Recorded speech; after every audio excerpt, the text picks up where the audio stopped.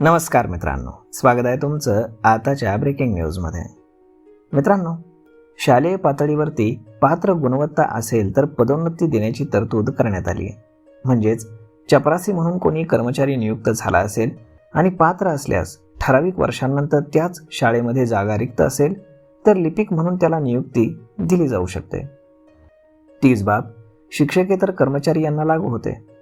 म्हणजे हा कर्मचारी जर शिक्षकांसह अपेक्षित पात्रता धारण करत असेल तर त्याला पद रिक्त असल्यास थेट शिक्षक म्हणून नियुक्ती दिली जाते. पूर्वी माध्यमिक शिक्षक यांना याच संस्थेतील कनिष्ठ महाविद्यालयामध्ये जागा रिक्त झाल्यास पदोन्नती देण्यात येत होती. पण आता शिक्षक पदावरती अशा प्रकारे पदोन्नती देणं बंद करण्यात आलंय. याचा फटका मोठ्या प्रमाणावरती शिक्षक होण्यासाठी इच्छुक असलेल्या कर्मचाऱ्यांना बसलाय. राज्यामध्ये शिक्षक अभियोग्यता आणि बुद्धिमत्ता चाचणीतील गुणांआधारे शिक्षक नियुक्ती देण्यास 2017 पासून सुरुवात झाली. अशी शिक्षक भरतीसाठी पवित्र पोर्टल ही प्रणाली लागू करण्यात आली. यानुसार बुद्धिमत्ता चाचणी आणि अभियोग्यता आधारे उच्च गुणवत्ताधारक उमेदवारास शिक्षक म्हणून नियुक्ती देणं सुरू झालं. अशी तरतूद मात्र शिक्षकेतर कर्मचारी यांची कोणत्याही स्पर्धेशिवाय केवळ शैक्षणिक आणि व्यावसायिक पात्रते आधारे शिक्षक पदावरती नियुक्ती केली जाते.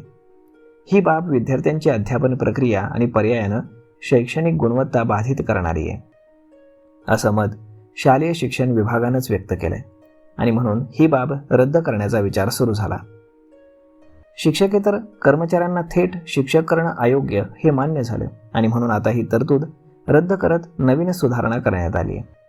25 मार्च 2026चा हा आदेश त्याबाबत निर्देश करण्यात आलाय. त्यांच्यासाठी म्हणजेच पात्र शिक्षकेतर कर्मचाऱ्यांसाठी असलेली त्याच शाळेमध्ये शिक्षक होण्याची संधी यापुढे देण्यात येणार नाही. तत्काळ प्रभावानं हा निर्णय लागू करण्याचे आदेश शिक्षण खात्यानं दिलेत. पण जर शिक्षक व्हायचंच असेल तर टेट परीक्षा द्यावी लागणार आहे. याबाबत काही नमूद केलेलं नाहीये. शिक्षण खात्यानं 25 मार्चचा आदेश ही सवलत रद्द करण्यात काढलाय. ही सवलत अशी देण्यात आली होती की शिक्षकेतर कर्मचाऱ्यानं माध्यमिक शिक्षकासाठी आवश्यक ती पात्रता प्राप्त केली आणि त्या संवर्गाचं पद माध्यमिक शाळेत किंवा उच्च माध्यमिक शाळेत उपलब्ध असेल तर अशा प्रकरणी सदर शिक्षकेतर कर्मचाऱ्याला शिक्षण सेवक म्हणून नियुक्ती द्यावी लागेल. तसेच त्यांना शिक्षण सेवकांचं मानधन, अटी, शर्ती लागू होतील. मात्र पूर्वीची सेवा ही निवृत्ती वेतनासाठी ग्राह्य धरली जाईल आणि आता ही तरतूदच रद्द करण्यात आली आहे. तर मग मित्रांनो, अशा पद्धतीनं आता हा निर्णय तसा पालकांकडनं आणि सगळ्यांकडनंच स्वागतार्ह आहे.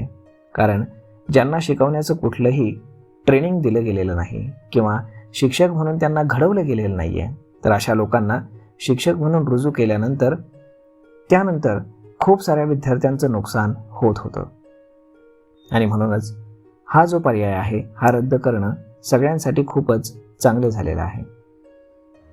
तर मग मित्रांनो, हा व्हिडिओ, ही माहिती तुम्हाला कशी वाटली हे तुम्ही आम्हाला कमेंट करून नक्कीच सांगा. आणि जर आवडली असेल तर आपल्या जवळच्या मित्रमंडळींसोबत देखील हा व्हिडिओ तुम्ही शेअर करायला विसरू नका. धन्यवाद.